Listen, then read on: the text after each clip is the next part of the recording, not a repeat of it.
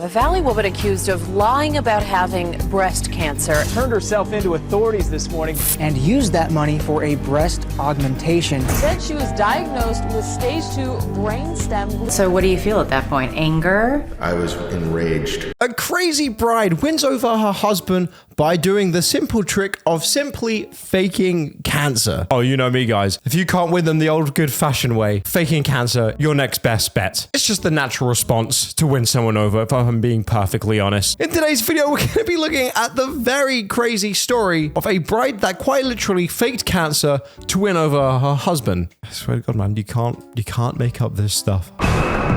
Something borrowed, something blue, but something at this wedding was not quite true. This is the crazy love story of Jessica Vega and Mike O'Connell, two kids from upstate New York in their early 20s. They fell hard for each other, irresistibly attracted. And something magnetic when we actually met happened. We couldn't get enough of each other. Damn, that's crazy, bro. Yeah, that like never happens. You're telling me there's a couple out there that loved each other so much at the beginning they couldn't get enough of each other. Well, I'm glad this is being documented. I don't think I would believe it. It was perfect. All right, Neville Longbottom, you might want to chill, bro, because it really wasn't perfect. As you guys are about to see why. I don't know why I'm laughing. It's actually pretty sad that someone would go as far as to fake cancer to win over a loved one. The two talked about marriage, but then there was trouble in paradise. Money problems, the pressure of a new baby, and for a while they broke up. A lot of things made us butt heads because our personalities are pretty strong regardless. In her first television interview, Jessica tells 2020 she was so desperate to keep her man, she made a decision that would make headlines. Oh, I felt like if I didn't have some way to get his attention momentarily, that's it. So she told a big lie about the big C. She told Mike she was dying of cancer. Oh, finally, somebody's talking my love language. Cancer. Nice. Now, Neville Longbottom over here was not very convinced in marrying this girl. Maybe he perhaps thought she was crazy. Don't know where he would have got that idea from. But don't worry, guys. She won him back by saying she had cancer. The diagnosis? Acute myeloid leukemia. She said she had just months to live. Isn't there any other way to get his attention besides tell him you're dying of cancer? No, I don't think so. I tried to calculate every single best scenario, and I gotta be honest, I came to the same conclusion every single time: cancer. I really don't understand this one, especially, I gotta be honest, especially now when it comes to marrying someone. Like, how do you feel like this is gonna end? You know what I mean? Like, saying that you have cancer and that you only have a few months to live, but then you wanna get married and live a long and happy life afterwards. Do you think my guy over here was just gonna kind of forget about it after a few months? Well, I know she said that she only had a few months to live. That was 12 years ago, but yeah, like, man, maybe she feels better now or something. Maybe all she needed was a good sleep. I just don't understand that. Or the people that will be coming to the wedding as well. Kind of just sad to really do something so great and amazing. The best thing that's supposed to happen in your life, many claim. Your wedding day has now been built up on this big, massive white lie on the fact that you believe that his wife has cancer. Not to even talk about the fact that a lot of people there have probably experienced loved ones that have had cancer and have probably passed away from that horrible disease. And this is basically just a big middle finger to all of those people. I'm the mother of his children, and he wouldn't call me. Jessica showed him a letter from a doctor. It said she was dying. She read it herself. It's just in crayon. Yes, she dying is spelled wrong too. See? Told you I wasn't lying. Did the ruse work? Did he come back? He insisted that I moved in right away. So it worked, the lie. Jessica says she expected Mike would keep her terrible news private, but he didn't. Wow, what a pig. I can't believe he didn't keep that quiet. Look at this man, disgusting. You already know, bro, there's some girls out there that would literally say that. Wow, the fact that he would like go and tell everyone something so private to all his friends. Wow, man, all men are the same. Dude, she faked cancer. I don't think she's exactly the best person either. So how many people did you tell you had cancer? Michael and the immediate family only. And friends. Yeah. It's like watching Dumber and Dumber. I just don't understand. I only told Michael and the family and friends. Oh yeah, and friends. Basically everyone. But he told everyone as well. Ugh, I'm so mad. What is this logic? What are we talking? 5, 10, 15 people? We had a lot of friends. So 30? 100. Yeah, I wonder how that slipped out. Yeah, we told like 100 and something people, and somehow this got out. I don't know how though. It really baffles my mind. 100 people? 100 plus, yeah. Soon the lie had taken on a life of its own, and Jessica says she was starting to regret it. I could have woken up any day and told Michael the truth, but I was a coward. Did you think any of this through? I mean, what did you No, expect it was was not going to happen? premeditated.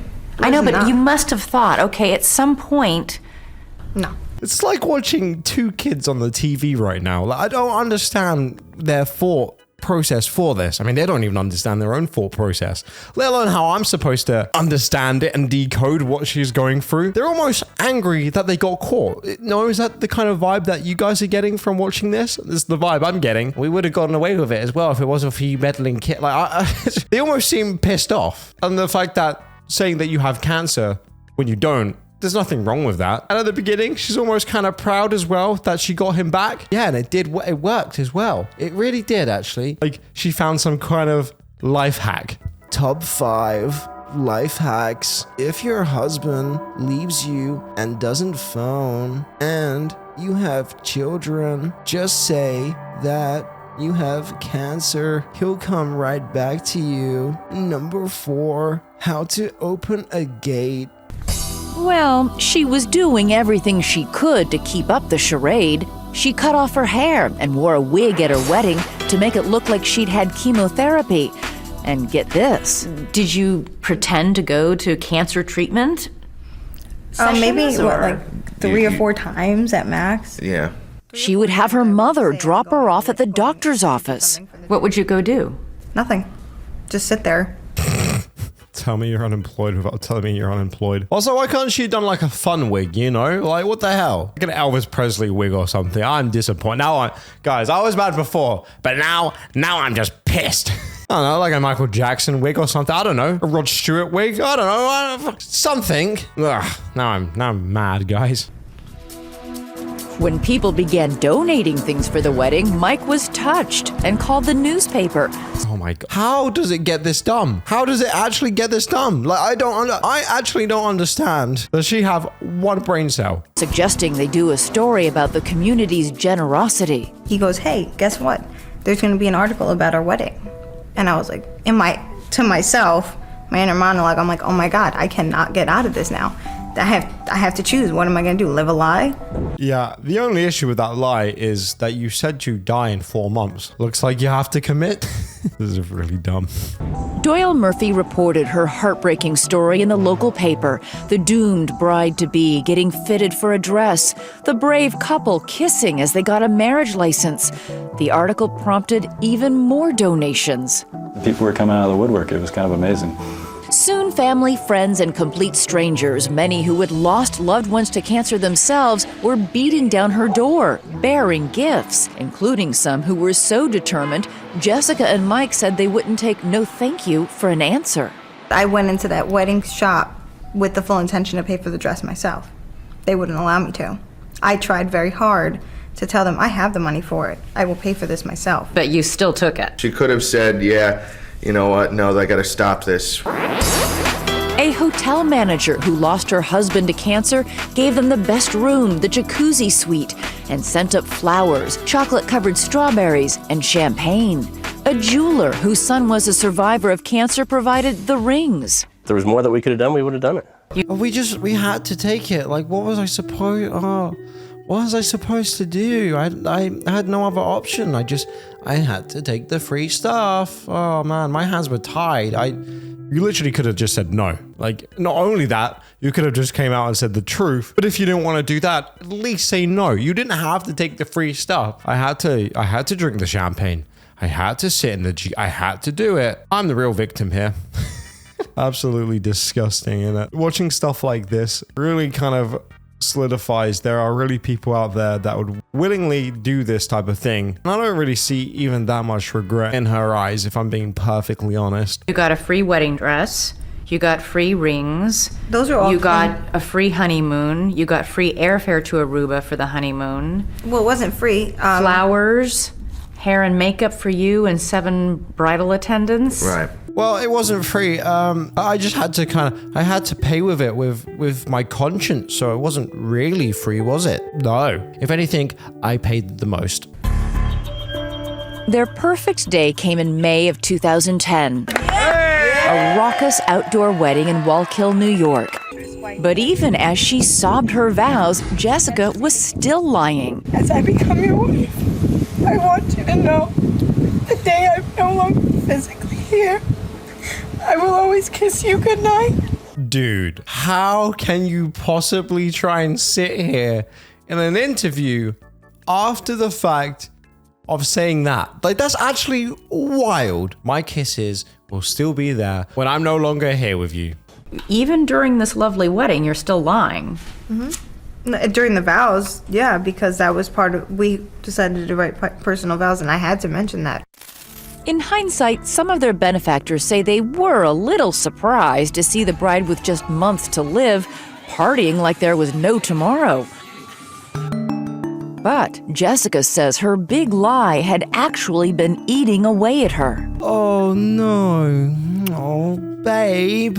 PM me, hon. After all of that, after everything that I think you guys have just watched, is there any sympathy there? What's that? Yeah, there's none. Oh, wow, I'm not surprised. She might be, though. You know, after all the terrible things I did, and all the lying I've done, and all the free stuff that I've taken, I am the real victim here. It was eating me up. Oh, it was hard. What a complete asshole, bro. Except for when I got the free stuff, though. The jacuzzi was pretty cool as well. I wasn't upset then, but the other days, don't even talk to me. I was so upset with myself. Oh, how could I have done this? I was miserable every day because I knew I was living a lie. So every day that I woke up, I'm like, I got to figure out a way to make this lie a reality. But maybe after the free champagne and stuff, though, maybe then I can work on making this right. Yes, that is what I will do. Jessica says she began to believe the only way out was to actually die. It's not a bad idea, that, actually. Right, I in the comments if you're with that. And I just didn't want to be alive anymore at that point. Did you actually wish you really did have cancer? I didn't wish I had cancer. I wish that I could figure out a way to just be gone. So that way, at least I didn't have to face the reality of how many people I hurt. I don't think there's actually any way you could have possibly worded that response any worse. No, I didn't actually want cancer. Like, are you kidding me? That would suck. No, I'm just upset that I knew I was going to get caught. If I could have done this and not get caught, I wouldn't have even minded. But I knew I was going to get caught. And that is what ate me up inside. People are going to have a hard time believing that, Jessica, when they look at you on that wedding video. Yucking it up at your wedding. Dirty dancing with Michael. Yeah, that's one thing. If you don't look like a woman who's, struggling with suicidal regret over the lie she told. That's one thing I have to say about that is I regret what I did to people, but I don't know any female in the earth that would be depressed on their wedding day when they were doing that kind of wedding. Like, yeah, is there anyone in Earth right now who would maybe outside of Earth, but in Earth? Can't name one. I don't know, bro. That's a pretty big white lie. I think that would also probably be on my mind consistently. Some of Mike's friends had been whispering their doubts. They would be like, dude, something's not right. And I would flip out on them. But not long after their donated honeymoon to Aruba, O'Connell says he too began to have a nagging suspicion that his wife was healthier than she claimed. He pulled out that doctor's letter she had shown him, the one that said she was dying. Called the doctor and gave them her name and her social security. And they asked for the letter, so I scanned it and emailed it. And they said, "What is this?" And I said, "Oh boy."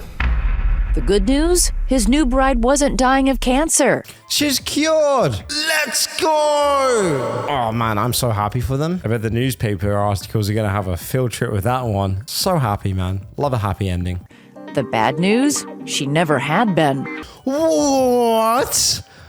What the heck? Now I'm confused. Yeah, I know. Like, what?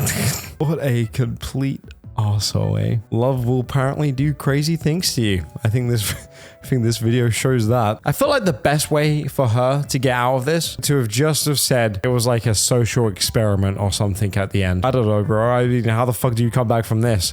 You don't. And that's probably a good thing. The whole thing was a hoax, part of an epidemic of cancer fakes across the country. But this seems to be such a common occurrence. We have made so many videos on these in the past. Never like this, though, I gotta be honest. This one kind of takes the wedding cake. I mean, this is kind of insane. Hopefully now with these stories getting much wider attraction, it does start to die down. All I can say is if you guys wouldn't mind sharing these videos, it just kind of puts these out there. So when people in the future think about doing this, who maybe can't seem to fathom the repercussions of doing this, can see what the outcome normally is. You're always going to get caught. It just is a matter of time of when.